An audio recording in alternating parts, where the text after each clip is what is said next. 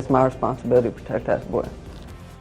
Right now, a 14-month-old boy in the fight of his life. He and his father struck by a vehicle this morning. New at 11, that father is speaking out. News Channel 5's Jeff Skrzypek joining us live from Delray Beach. Jeff?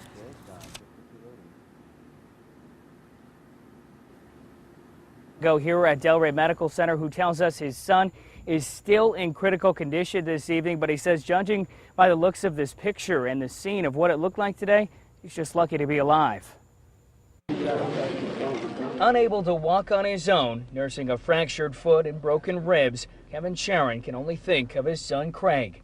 The 14-month-old suffering from a fractured skull, internal bleeding, and is now in the hospital. Initially, I thought it was the worst because, his stroller was crushed.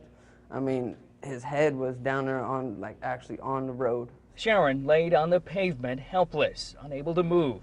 His son pinned beneath this van, still in a stroller. The two had been hit. I'm still just worried to death. I'd do anything, just for him to be okay. I wish I could just, take everything that happened to him and put it in me, but life doesn't work that way.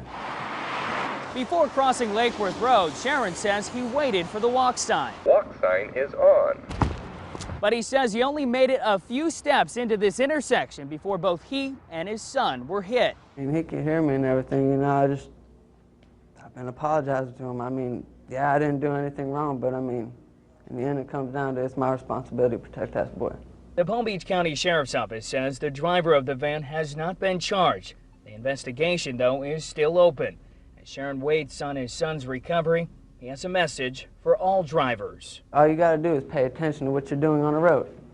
Texting, whatever, looking at papers or whatever you're doing, that's not as important. Pay attention to what you're doing.